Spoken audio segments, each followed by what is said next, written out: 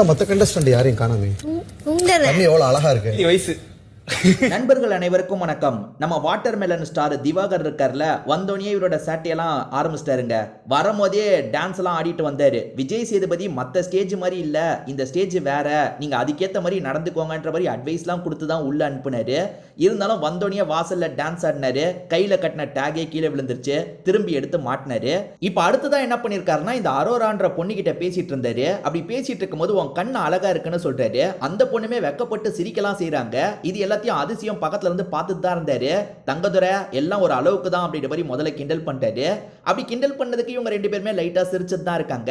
அடுத்ததான் அதிசயம் இருக்கார்ல, வேற ஒரு விஷயத்த சொல்றாரு. அதுல திவாகரோட மூஞ்சி கொஞ்சம் மாறிடுச்சு. அது என்னன்னு பாத்தீங்கன்னா, அரோராக்கு உங்க பேத்தி வயசு இருக்கும் அப்படின்ற மாதிரி சொல்றாரு. சும்மா கிண்டலா தான் அவர் சொன்னாரு. அதை கேட்டோன்னா திவாகர் முகம் லைட்டா மாறிடுச்சு. பெருசா காமிச்சிக்காம சிரிச்சுட்டு தான் இருந்தாரு. ஆனா ஓட்டு போடுற நிலைமை வரும் பாத்தீங்களா, அந்த இடத்துல அதிசயம் மேல வன்மத்தை கக்கிறதுக்கான வாய்ப்பு ஹெவியா இருக்கு. ஏன்னா யாருமே முதல்ல கோவத்தை காட்ட மாட்டாங்க. எந்த இடத்துல கோவத்தை காட்டணுமோ அந்த இடத்துல தான் காட்டுவாங்க. அந்த மாதிரி நம்ம வாட்டர் மெலன் ஸ்டார் பண்றாரா இல்லையான்றதை பொறுத்து இருந்து தான் பார்க்கணும். இப்போ எல்லாருமே ஜாலியாக தான் பேசிக்கிறாங்க. ஆனால் இப்போ ஜாலியாக பேசிக்கிற விஷயம் கூட போக போக சீரியஸாக மாற வாய்ப்பு இருக்கு. இதுக்கப்புறம் என்ன நடக்குதுன்றதை நம்ம பொறுத்து இருந்து பார்க்கலாம்.